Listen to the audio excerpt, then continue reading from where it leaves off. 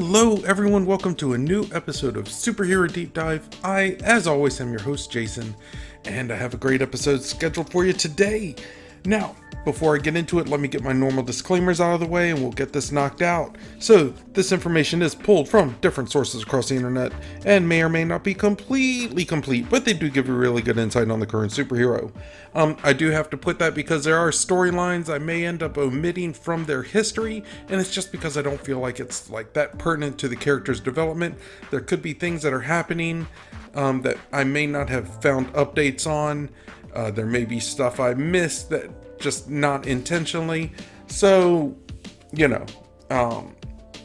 fill in for what you need to, I guess.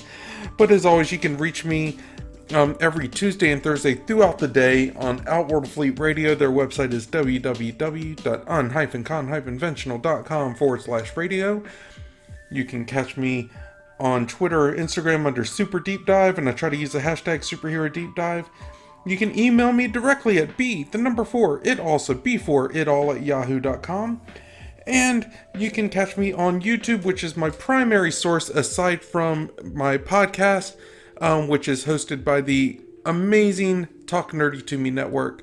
But you can catch me under Superhero Deep Dive on YouTube. If you like, comment, subscribe, share, help me grow the channel. It'd be great. The next goal we have is 1,000 subscribers. I think we're at like 700 and something right now at the time of the recording. So, it'll be great. It'll be wonderful. And there'll be a giveaway at that time. Let's see here. I guess that's it for that. So, let's talk about Rachel Summers or Rachel Gray. Whatever you want, because it's the same person. She's amazing. Her full name is Rachel Ann Summers, and she comes from an alternate future known as Earth 811, as seen in the Days of Future Past storyline. So that's awesome. She's from that reality. In this reality, the assassination of Senator Robert Kelly provoked the ratification of the Mutant Registration Act, leading to a dystopian future where the mutant hunting Sentinel robots rule North America. Rachel was abducted by operatives working for Ahab, who used drugs and hypnotherapy to turn Rachel into a hound, a mutant who tracks down other mutants. She fulfilled her duties, but her psychic powers linked her to her victims, fueling her grief and despair until she attacked Ahab and scarred him. In return, he sent her to the mutant concentration camps. There, she befriended the surviving mutant rebels, including Wolverine, Magneto, Colossus, Storm, Kate Pryde, and her lover, the adult Franklin Richards. Rachel then managed to send Kate's consciousness into the past of her younger self to prevent the assassination, but it did not change their time. Rachel sent her astral form into the past to find out why, and discovered that she had sent Kate to an alternate past. On the way back, she encountered the disembodied Phoenix Force, and it followed her to her present. Rachel passed out from the strain of the astral projection, and the Phoenix Force revealed itself to Kate, who asked it to give Rachel a fresh start. When Rachel and Kate broke into Project Nimrod on a suicide mission to destroy a new model of Sentinel, they became trapped. When Kate spoke the words Dark Phoenix, the Phoenix Force ripped Rachel from her timeline and sent her body back to the alternate past in which she had sent Kate's consciousness.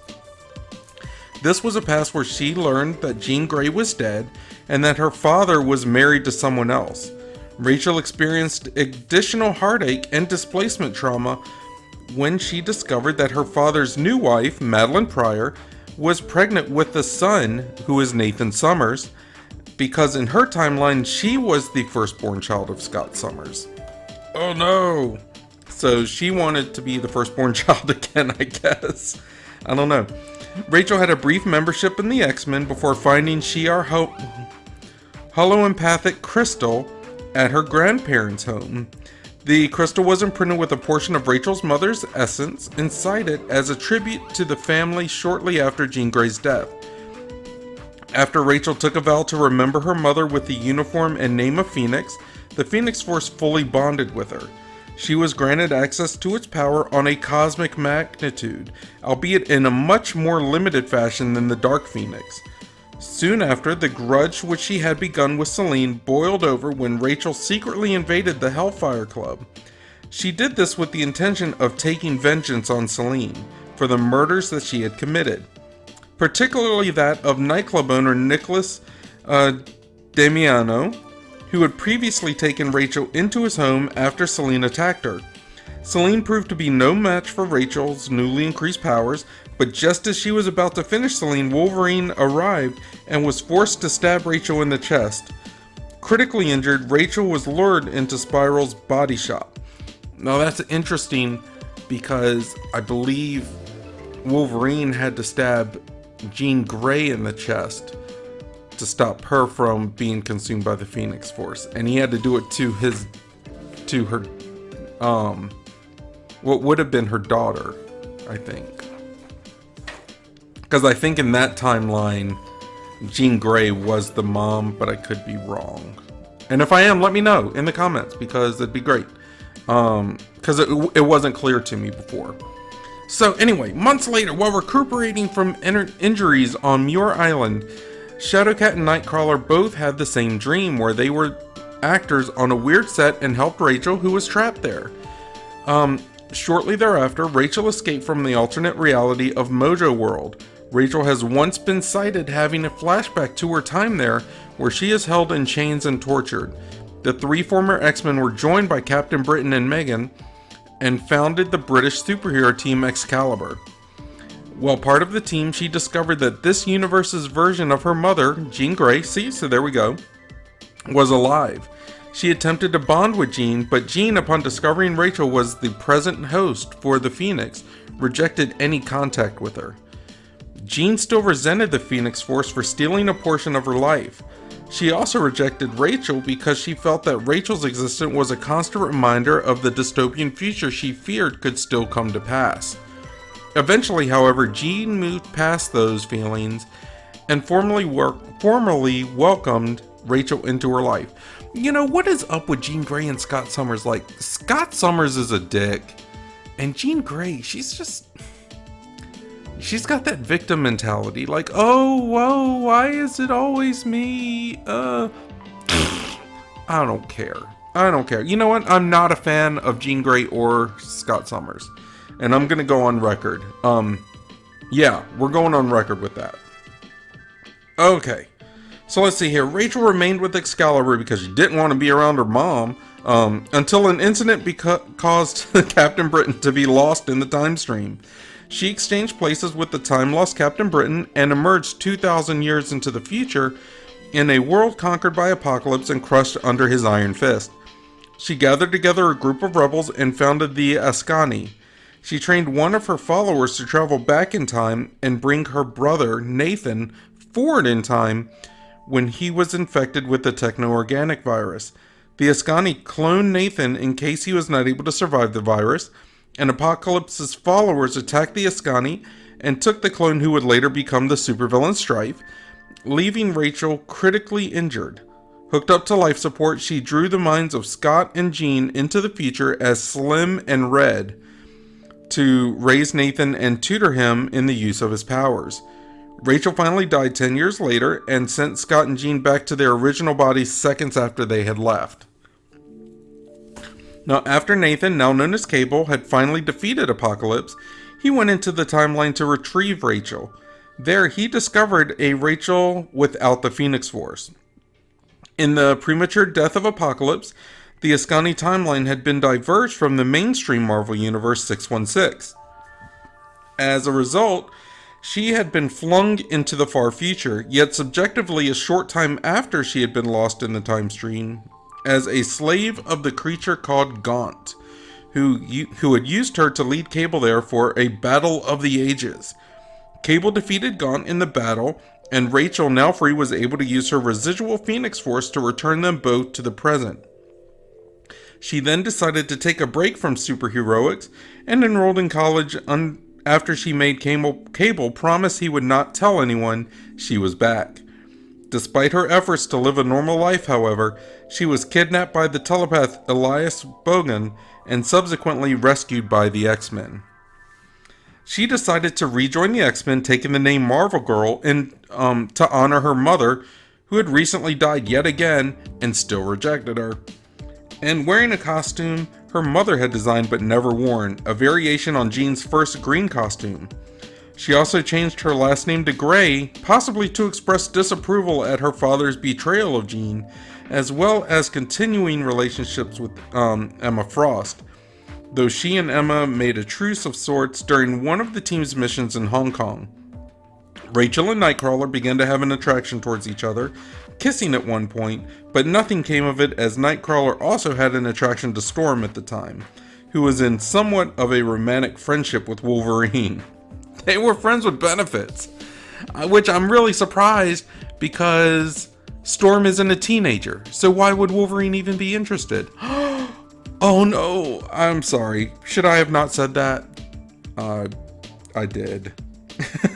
Anyway, Rachel's stint with the team also included a visit to the Savage Land, and in the story World's End, which was heavily criticized by readers, Rachel was subjected to the mind control of a tribe of advanced dinosaur people, the Haka, causing her to believe she belonged to their species.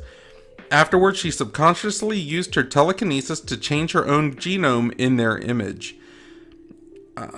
Is that how that works? I don't know if that's how that works, but apparently that's how that works. Alright, this was eventually reverted. After House of M and decimation, where most of the world's mutants lost their powers, the government had Sentinels instituted at the X-Mansion to protect the mutants in case any enemies used this low point to attack. Though their intentions were good at this time, it reminded Rachel too much of the previous timeline when Sentinels herded mutants into concentration camps. Rachel then had a short stint with the newly reformed Excalibur, reminiscent of the former team shortly after the House of M events. She assisted the team in battling Shadow X and the Shadow King in the guise of Professor X.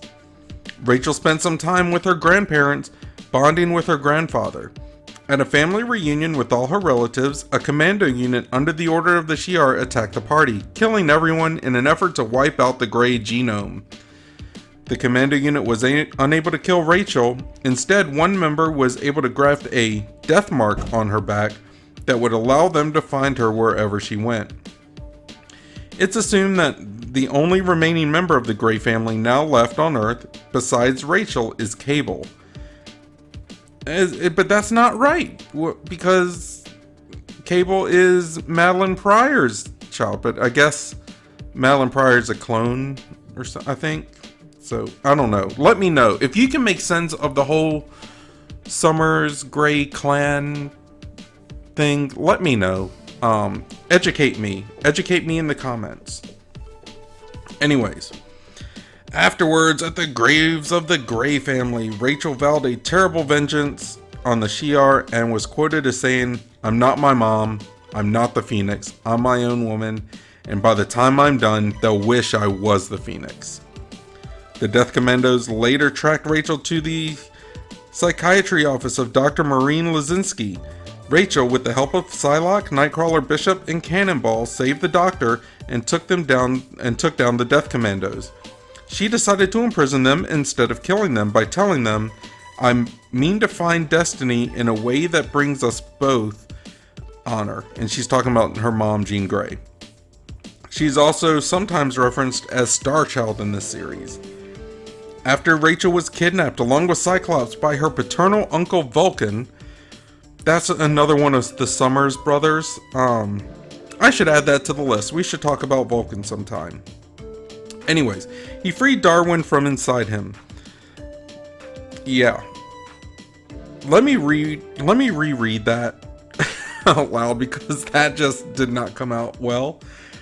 After Rachel was kidnapped along with Cyclops by her paternal uncle Vulcan, he freed Darwin from inside him. Yeah, you know this. I read it again and it doesn't help. That's so bad. Okay. Later, Professor X recruited Rachel along with Havoc, Nightcrawler, Warpath, Darwin, and Polaris for a space mission to stop Vulcan from laying waste to the Shi'ar Empire. Xavier, who recently was stripped of his powers, recruited Rachel to serve as his telepathic eyes and ears during their mission. Aware of Rachel's vendetta against the Shi'ar, Xavier agreed to use their trip into space to find out who in the Shi'ar Empire gave the order to wipe out all the members of the Grey family. and he warned Rachel that they will deal with the people responsible for her recent losses in Xavier's way. While in space, the team was attacked by Corvus, a Shi'ar warrior sent to kill Rachel. Corvus's ancestor, Rookshire, was a previous host of the Phoenix Force, and a small portion of the Phoenix's power was left behind in his sword, the Blade of the Phoenix. Because why not, right? We're going to name everything of the Phoenix. Okay, anyways, with his power, Corvus made short work of the other X-Men, but when Rachel blocked the sword, their minds were involuntarily linked. Through this link, Rachel learned that Corvus's family was also murdered by the Shi'ar government because of their connection to the Phoenix. The remaining echo of the Phoenix power from the sword was then transferred to Rachel. Rachel claimed that rather than having taken the power chose to go to her, saying, "The Phoenix knows me. Remember, it likes me." When this happened, Rachel's normally gold energy turned blue, the same color as the Blade of the Phoenix. Yeah. When she then telekinetically disabled an explosive implant that the Shi'ar Chancellor was using to force Corvus's obedience. You know, that sounds a lot like Suicide Squad. Just saying, Marvel, I think you could have done better. Anyways, due to Rachel's connection to Corvus through the sword, she discovers the Phoenix Force formerly in the Blade is just an echo, a blue shadow of the Force. The shadow of the Phoenix begins influencing Rachel's behavior, causing her to design a new, darker uniform and begin a romance with Corvus. She soon breaks off the relationship after she realizes their bond is only because of the residual Phoenix Force. Leading up to a fight with the Vulcan, Rachel is shown using her powers to kill the guards who stand in their way. Havoc warns her not to, but Rachel tells him that they deserve to die after what they did to her family. When it comes to the big fight, Rachel shows just how powerful she is by protecting Corvus from one of Vulcan's blasts. Rachel is one of the X-Men stranded in the Shi'ar space when their ship is sent back to Earth. Now, after the death of her grandfather, Corsair, at the hands of Vulcan, she, along with Havoc, Polaris, Corvus, Ch'od, and Raza, become the new Starjammers. They elect to remain in Shi'ar space and restore Lilandra to the throne or die trying. As her uncle states, if they fail, he has no doubt that Vulcan will head for Earth. Rachel and the Starjammers play a large role in the sequel to the Emperor Vulcan miniseries called X-Men Kingbreaker. She is also seen prominently in the War of Kings storyline, which features Vulcan, the Inhumans, Nova, and the Guardians of the Galaxy. Now, while with the Starjammers, in battle with Vulcan's new guard, the fragment of the blue Phoenix within her and Corvus's blade mysteriously leaves them. After the Phoenix Echo leaves Rachel, she says, "Please, not now, Mom." And from this frame onward, the hound markings appear on Rachel's face. To me, whenever I saw the hound markings on her face show up, I knew that stuff was about to get down. Like, that's kind of like when I was growing up, well, I wear glasses. I've worn glasses all my life. And I took martial arts for a good portion, like a long time, took martial arts. And I was pretty good at it. But my trigger was if people went for my glasses, which, you know, if it's a target, and if they see it, they're going to do that. They think that I can't fight because I'm blind. All that means is that I just get more aggressive. Like, I get triggered. I get more aggressive. I would get, I wouldn't hold back as much. And it wouldn't be fun. So that's kind of like, when my glasses were off, her hound mark showed up. You know, that's how it was. Like, she just lost control. Let's see here. Where are we? Okay, in agreement with the Inhumans, the Starjammers and the Guardians of the Galaxy assault a Shi'ar vessel in order to free Lilandra, hoping to end the conflict while restoring her to the throne. Even without her Phoenix powers, Rachel is powerful enough to entrap Gladiator in an illusion in order to keep him distracted from battle. Their gambit pays off and the group is able to free Lilandra. Rachel is next seen as Lilandra's bodyguard along with the rest of the Starjammers. On the way home, or on the home planet of Shi'ar, Lilandra assumes her throne, but while making a ceremonial gesture, is killed by the murderer known as Razor, who possesses the Darkhawk armor. The only person who perceives this is Rachel, since Razor is shielded from the perceptions of others. I need to do a deep dive on Darkhawk as well. That's going on the list, which I have like pages now, and I'm so excited. So let me do that while I have everyone here. Okay, Vulcan and Darkhawk.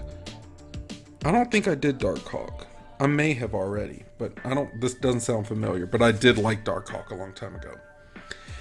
Anyways, now that I'm thoroughly distracted, let me get back on course.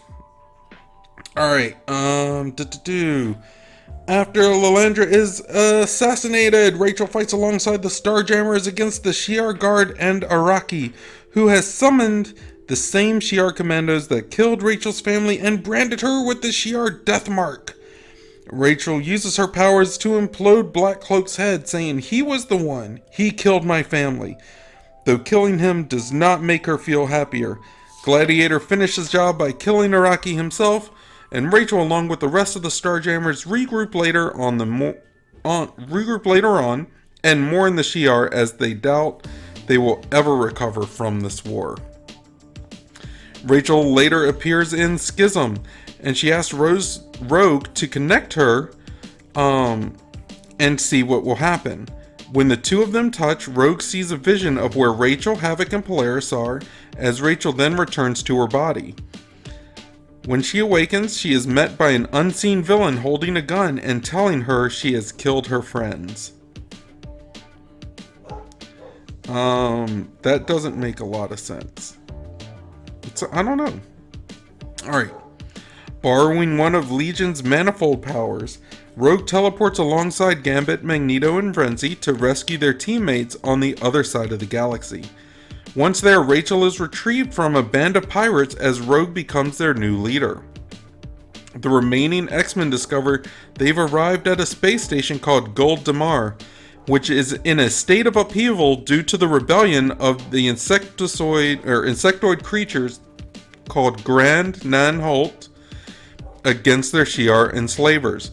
They are also being pulled into an exploding sun, and the entire civil war is revealed to be orchestrated by a powerful Grand Nan Holt telepath known as Friendless.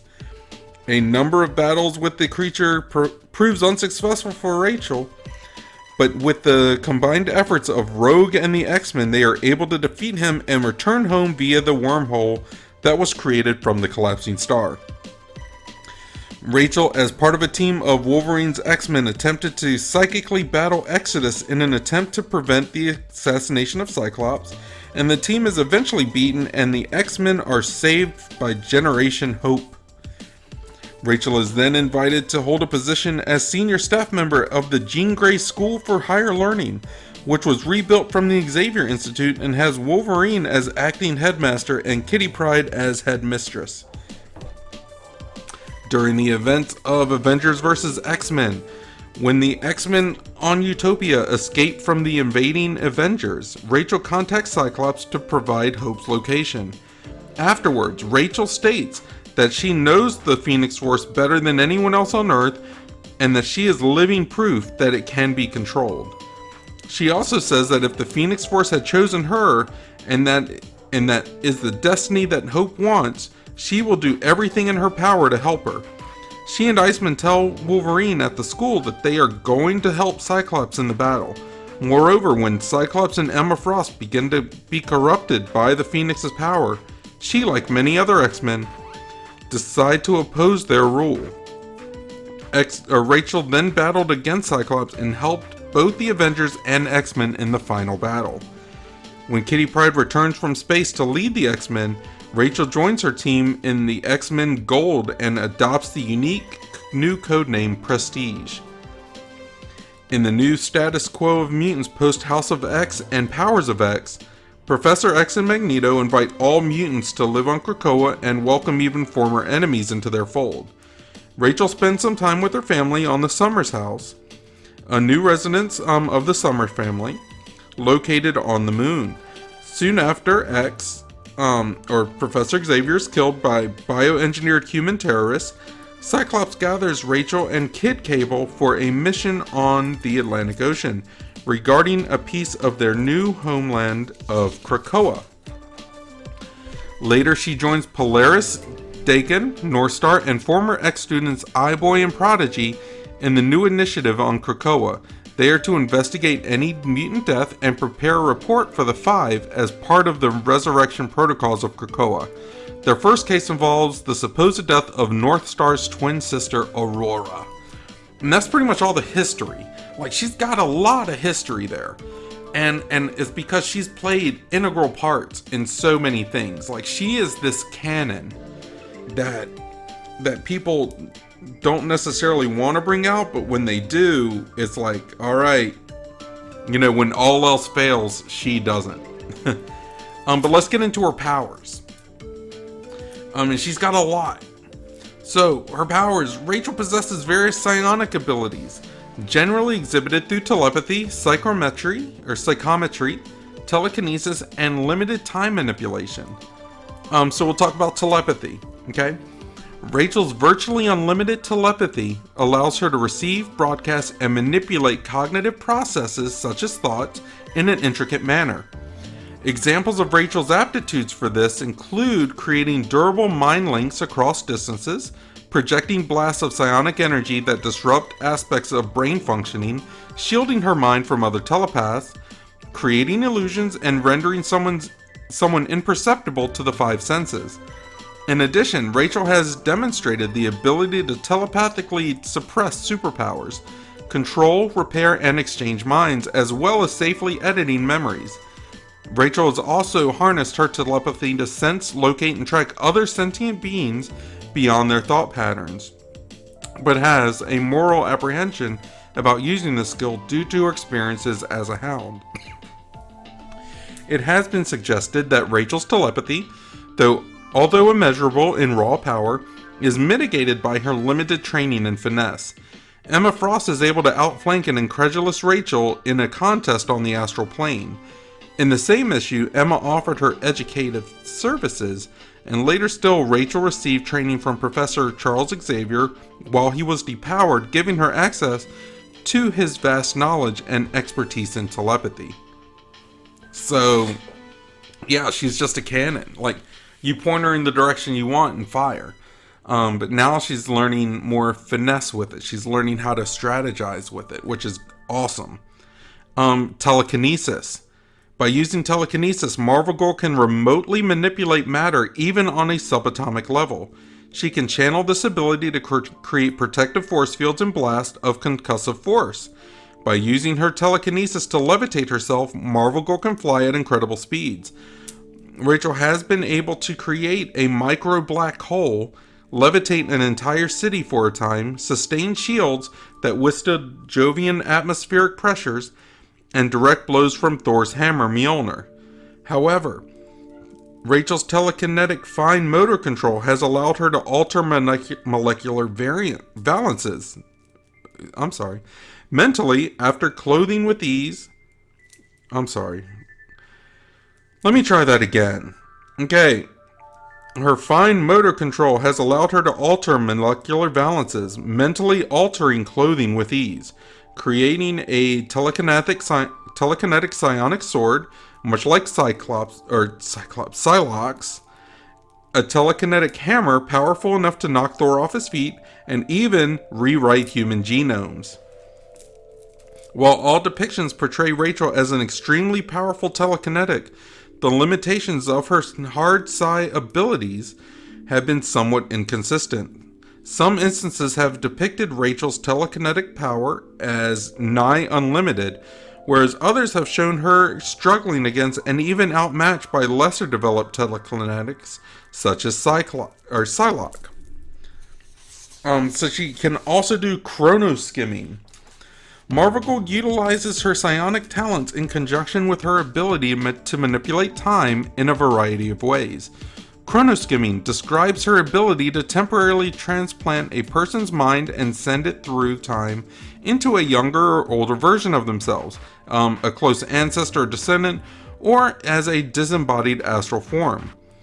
Rachel unconsciously emanates a fourth-dimensional pulse, effectively creating a chronoshield that protects her from changes in the timeline. She can also sense and manipulate residual psychic energy in the form of psychometry. She's also got the Phoenix Force. When Rachel was bonded to the cosmic entity known as the Phoenix Force, she demonstrated heightened psi powers, the ability to manipulate energy and life forces, the cosmic awareness. Rachel's connection to the Phoenix power was lost in the distant future and did not return to her when she traveled back in time to the early 21st century of Earth 616. Most recently, Marvel Girl absorbed a residual echo of the Phoenix Force left in the sword of a previous host. It was revealed that this energy source was a less powerful but easier to wield form of the Phoenix Force. The echo was powerful enough to allow Rachel to survive and fly through the vacuum of space without the need for additional protection, as well as being able to hold her own in combat against the tremendous physical power of the Gladiator. As demonstrations were short-lived, however, due to its disappearance, which Rachel attributed to Jean Grey, she now exhibits a standard level of power. Her power signature. As a host of the Phoenix Force, Rachel manifested the Cosmic Firebird in displays of great power. During her 2000s Uncanny X-Men appearances, Marvel Girl also exhibited a Phoenix emblem over her eye whenever she demonstrated psionic feats. It was at first accompanied by a shadow form similar to the one that Jean Grey manifested when she absorbed the telepathic powers of Psylocke. However, the illustration of the shadow form ceased without explanation. After regaining a small portion of the Phoenix Force, or that echo, the emblem over her eye changed from a gold phoenix shape to a static version made of an electric blue flame. Skills. At times, Rachel has been shown to learn new skills extremely quickly. For example, she mastered a set of demon ninja sword skills simply by watching her teammate Shadowcat perform them. Along with sword fighting, Rachel has experience in lockpicking, vehicle repairs like engines, and use of advanced technology and weaponry. However, these abilities have not been evident in her more recent appearances. Rachel's power level and scope of abilities have been inconsistently described by writers over the years. However, she is usually depicted with virtually unlimited potential in her dual psionic talents. In most cases, she displayed greater feats as the Phoenix and even matched Gladiator's strength with the aid of the Phoenix Echo. Rachel is considered by many to be an Omega level mutant, like her mother, but the only literary reference to this attribute is when the future Sentinel Nimrod classified Rachel as an Omega class subject, several years before the term was established in Marvel canon. Now, even with the omnipotent strength of the Phoenix, magic and magical objects are able to resist Rachel's powers. When the Soul Sword appeared near the Excalibur Lighthouse headquarters, seeking Kitty Pryde to become its new wielder, Rachel attempted to remove it from the bedrock to alleviate her friend's apprehension. Despite using the full extent of the power permitted by the Phoenix Force, Rachel was unable to remove the sword, surmising that only Kitty could remove it. So, those are her powers. Like, she is way overpowered. She can rewrite genomes. Like, that's how powerful she is.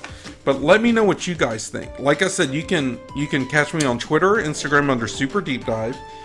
You can email me directly at b4itall, so b4itall@yahoo.com.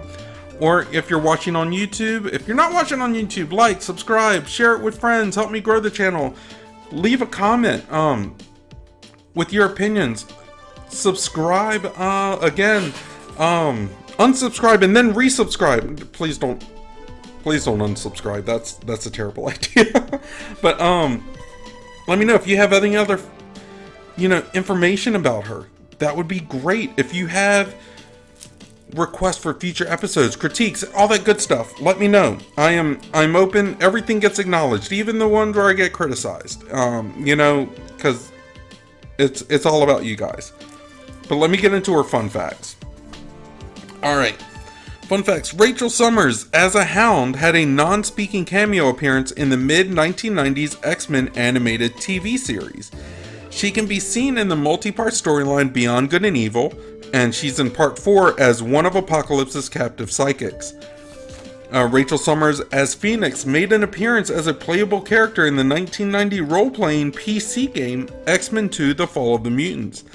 During gameplay, the player had a choice of utilizing her Psy-Flash technique, where her Phoenix Raptor would stun her opponents, or if her power was running low, a player could use Phoenix Fiery Wings to cause physical damage.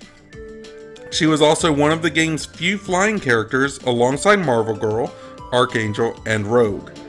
And when we say Marvel Girl, we mean Jean Grey. We mean her mom. Okay. Rachel Grey appears as a playable character in the iPad game X-Men Battle of the Atom. Rachel Summers appears as a playable character in Marvel Future Fight. And Rachel Summers has also been inducted into many Marvel X-Men toy lines. They include Hasbro, WizKids, and Diamond Select manufactured bust action figures, action packs, 2-inch double figurines, etc. In 2014, Entertainment Weekly ranked Rachel Summers 98 in their Let's Rank Every X-Men Ever list. In 2018, CBR.com, so Comic Book Resources, ranked Rachel Summers 4th in their X-Men The Strongest Members of the Summers Family list. In 2019, CBR.com ranked Rachel Summers 1st in their X-Men The 10 Most Dangerous Members of the Starjammers list. In 2021, Screen Rant ranked Rachel Summers 2nd in their X-Men Top 10 Telepathic Mutants list and 5th on their X-Men Top 10 Most Powerful Members of the Summers Family list. In 2021, CBR.com ranked Rachel Summers 9th in their 10 Bravest Mutants in Marvel Comics. In 2022, Newsarama included Rachel Summers in their 20 X-Men characters that could make the jump from Marvel Comics to the MCU list. And in 2022, CBR.com ranked Rachel Summers 8th in their top 10 best Marvel Legacy Heroes list. So yeah, she's constantly in the top list, like everywhere. But let me give my final thoughts on this character, because she's had a lot. Now, I've always felt that Rachel Summers never got the respect she deserved, even though she's on all these top 10 lists. Like, she was created, and then the writer regretted it later. She's insanely powerful, but she's also another addition to the Summers clan, and she's always treated like she didn't really belong. And I get it, because she's from a future, kind of like an alternate universe, and she's just kind of planted here. You know what it reminds me of? It reminds me of Power Girl from DC Comics. Like, she's just there, and they're like, oh, what are we going to do with her? Well, she's part of the Superman family, but not really. Like, so Rachel Summers, she's part of the Cyclops, Summers and Gray family, but not really. Like, she's clan adjacent. But what can be done with her? I kind of liked her in Excalibur the best because she was a whole continent away, and she could do her own thing without being under the X-Men umbrella. Now, I think those days are long gone because all the mutants are on Krakoa now, and I think that with the large consolidation of power like that, it's hard for characters to stand out, unless they're in specific storylines. Especially characters like Rachel Summers, who is powered so closely with others. Like, we have a bunch of telepaths out there. We have a bunch of telekinetics. There's just a lot of out there. So she just kind of gets thrown to the wayside, in my opinion. But yeah, I think she needs something on her own, because if you read stuff with her, she's not meant to be a team player. like she's kind of like Spider-Man in that sense. Like she works fine in a team. Spider-Man is fine in a team, but she's better off as a solo act. What do you think? Do you agree with me? Am I way off base here? Do you have other ideas? Like they mentioned that she could be one of the people to make the jump from the MC or from Marvel Comics to the MCU. Wouldn't she just be like another Scarlet Witch at that point? I don't know. Let me know. Let me know in the comments. Email me. Find me on Twitter, Instagram under superdeepdive. Email me at b4itall@yahoo.com. Let me know what you think. I really don't know. But I'm going to head out from here. I hope everyone is blessed. I hope everyone is happy. I hope everyone is safe. And I hope everyone is smart. But if you're not smart, don't get caught. I'll see you guys later. You take it easy. Bye-bye.